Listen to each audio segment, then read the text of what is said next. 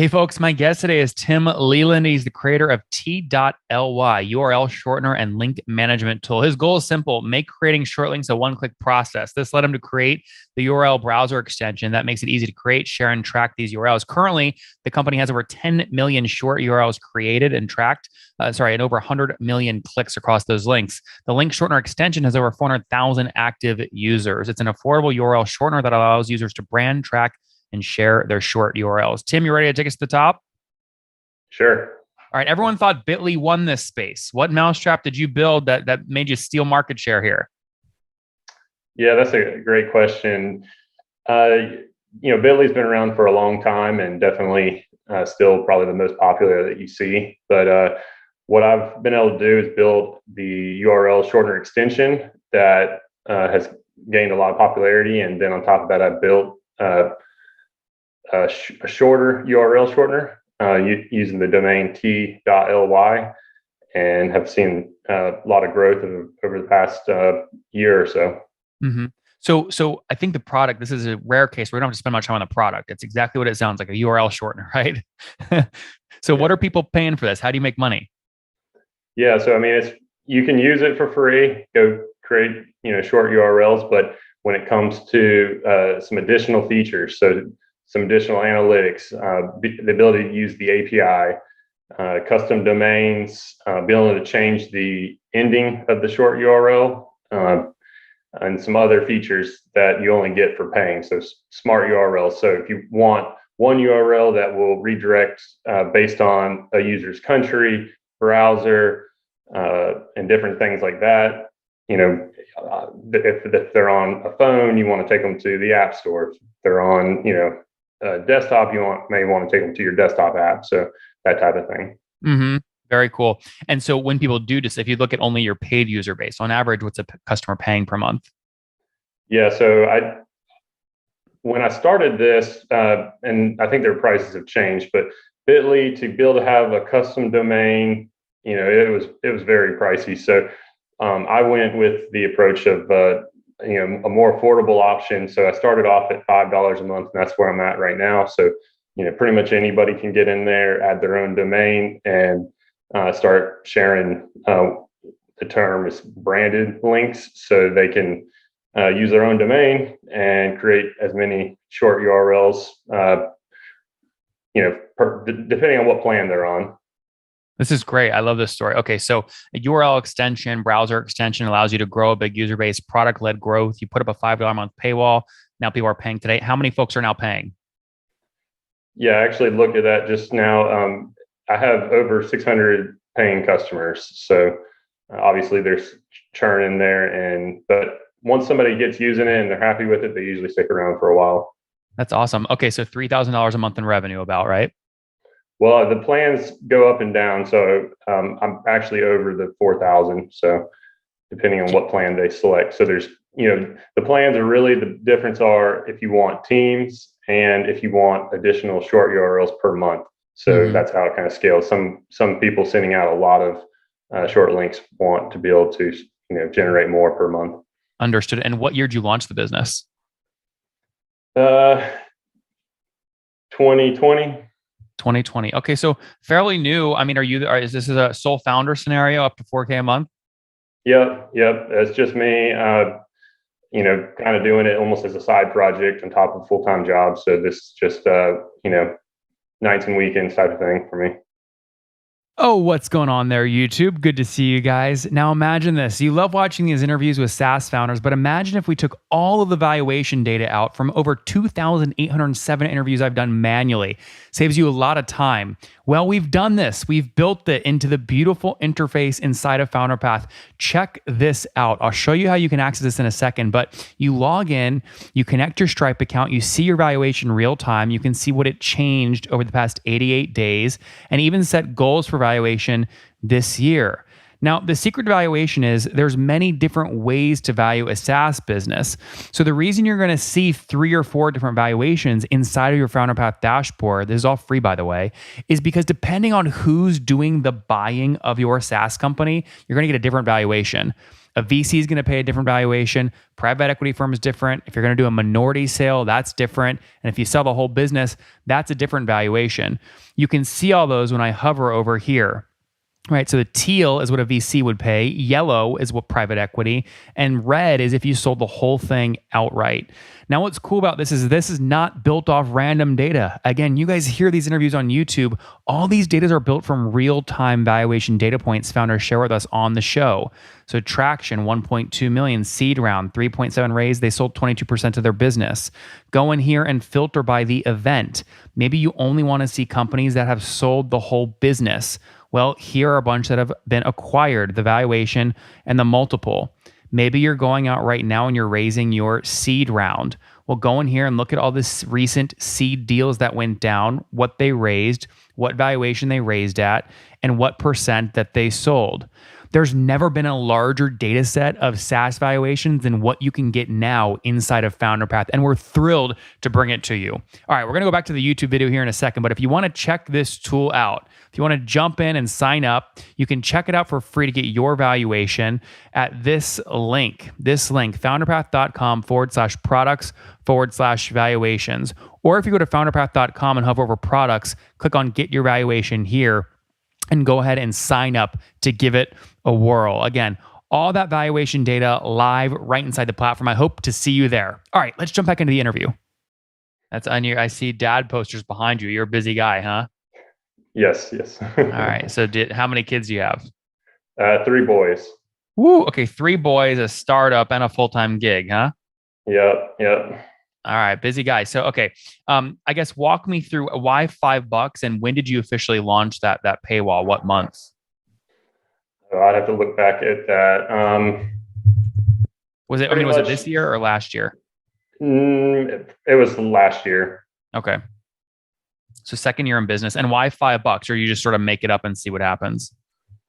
Yeah, I think I kind of went the route of what a lot of people starting off, they don't charge enough. But I was trying to, give an affordable option to people who just want, a certain number of links per month. So that's kind of where I came up with the price. I did some calculations on, how much storage and scaling. That's where the cost comes in for me is server cost and scaling this. What do you think all-in costs are per month? Per user? No, for you to run the business. So hosting wise, I'm over $300 a month. So that's your biggest cost? The biggest, yeah. And I've started experimenting with some advertising. So seeing how that goes to, paid advertising. So. And so what do you want to do with the business long term? I mean, if someone came to you today, I mean, you have a very large Chrome extension, 400,000 users. If someone offered you, $100,000 all cash upfront today, do you sell? That's a good question. I've actually not had official offers, but I've had people interested, and for now I'm kind of holding on to it to see how far I can take it. What was the largest offer you got? I know it wasn't binding, but just that you were talking about. It was a few months ago, so it was more in the 200,000 user range. $200,000? No, 200,000 users. Okay. I'd have to look it up. I don't remember. But come on, Tim. You don't forget those things. What was the offer? What was the range? Like in the 60,000. Okay. And did it at least warrant a conversation with your spouse at the dinner table, or were you like immediately like, no? I was kind of thinking that would be, a pretty good deal, but no, I want to keep growing it. And we both decided, keep working at it. That's awesome. I love that. All right. So that makes a lot of sense. Again, let me go back to my first question. So where's the product going, right? So do you offer $100 a month plans? What can you build on top of this, you think? Yeah. So the plans scale up depending on how many short links you want per month, and also team members. So I have the largest plan I have right now is 100,000 short links per month, and that's at $400 a month. Is anyone on that one? I don't think anybody's on that one, but I have some on the $100 a month plans. So just to be clear, if you have 100,000 short links per month, it's $400 a month. Yes, creating. So you can create, the 100,000 each month. So it kind of scales where you can do that many per month. I mean, I don't know if you guys listening are having the same thought I am, but holy shit, Tim, you give away a lot for a very little amount of money. I mean, I've seen things where it's like if you go up to 5 links, it's $300 a month, and you're like 100,000 links a month for $400 a month. Why not? Yeah, that's it could come back to bite me. How many? But Here's a way to reverse engineer that. How many users do you have that have that created more than 100 links last month? Do you know? I don't have those numbers. I'd have to take a look. But do you know? Do you have some sense of how active your biggest users are? How many links they create per month? Yeah. So the biggest thing is not necessarily the links, but more so the tracking of the redirects. So that's where a lot of companies limit the number of redirects tracked per month, and that's where if somebody creates one link and it has millions of redirects and they're having to track stats on that, that's where it really starts to add up. Mm-hmm. So how many redirects do you allow to be tracked per month at $400 a month? So it's unlimited. And come on, man. So wait, why are you giving so much away for free? Does it make you nervous to ask for money? Yeah, I think that's kind of the problem that a lot of people have, starting out. Tim, why not just rip it off? Why not just throw up a plan for $5,000 a month and just test it for a month and see what happens? Yeah, that's a good idea. You look at like TinyURL, who's been around for 20 years, and they, are doing, been giving it away for free. So now they do some other things through advertising, and they actually recently introduced paid plans. But interesting. Well, it's interesting what you've built. A lot of people would kill for the kind of product-led growth sort of acorn, foundation that you've built, which is compelling. And I also love, I talk about this all the time. Actually, it was a chapter in my book about using Chrome extensions as your initial community and your initial go-to-market. So have you learned anything? I mean, how did you grow that Chrome extension to 400,000 users? Yeah, that's a really good question. So I started building extensions back in 2015, and I actually built a weather extension that grew to 200,000 users, and it's still pretty popular. It's weatherextension.com if you're interested. But so I used the extensions I built to help promote my other extensions, and been in that space for a while. And so the URL shortener extension, the idea came from when Google was shutting down theirs. I built the extension to use multiple services, and that's whenever they're shut down, that's when I saw a huge jump in numbers. Which is what year? That might have been 2019. Okay, interesting. But now, did you do things though to like encourage people to leave you a review on the Google Marketplace so you rank higher, or do you optimize your headline on the Google Marketplace to make sure they rank you in the right category, like this kind of stuff? Yeah, so I've just from building the other extensions, I've kind of learned a few tricks, and obviously just the words you put in there, and then reviews are important. But no, I mean, it ranked well as far as Google searches. If you search URL shortener, it's actually in the top page, which helps out a lot. But yeah, so back in 2019, it had 60,000 users. So that's kind of the growth of the past 3 years or so. Mm-hmm. Yeah, it's interesting when I search URL shortener in Google, I get all these responses, and yeah, you're listed as one of them. I'm trying to find it right here. Featured by Google. So there's a lot. Oh my gosh, this is competitive. Holy crap. There's a lot of these guys, huh? Yeah. So you have TinyURL, Bitly, and Rebrandly are kind of the top that I'm familiar with. Well, what about like Timeland, the URL shortener, these kinds of things? Not sure which one is that. Well, it's interesting because the reason I landed, it's under extensions URL shortener. It's called Timely Land, Timele Land. That's mine, Tim Leland. Okay, I was wondering. I was going to say, because in the description it says the best way to create short links using t.ly. I'm like, I wonder if this is. Okay. Yeah. So this is the first result then in Google, right? So when I look at URL shorteners and I go down the page and click on this thing, which is actually a Google. It's a developer. It's a link to Google's thing. Chrome.google.com// your stuff. So that's interesting. Did you intentionally set that up, or was that like a nice accident? As far as being on the top search results? Yeah, like why is Google have yours on number one for that keyword term? Is it just because the name of your thing is URL shortener and that was my search? I think that's a lot of it, but yeah. I'm not 100% sure there, but it makes a lot of sense. People go, Nathan, why'd you name your show the top podcast when you launched? And I said, well, look, I just looked up the most searched word for podcast when I launched, and it was, what's the top podcast? So I said, hell, I'll name my show the most searched thing, Yeah, it's a good idea. Interesting. Okay. Any other tricks we should know about sort of Chrome extensions? Yeah. So using the extensions to promote each other. So if somebody's already installing one, that's always a good thing. So, when you install mine, I kind of encourage people to check out some of my other extensions. So, cool. Yeah. All right. And just to be clear, you're the only one on the team, which is great. And you're bootstrapped, right? Yep. I love that.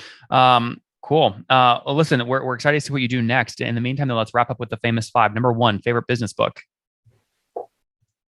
Maybe not it's necessarily a business book, but I just read Atomic Habits by James Clear. It's, relates to business of building good habits. And so that's probably my most recent top choice. Number 2, is there a CEO you're following or studying?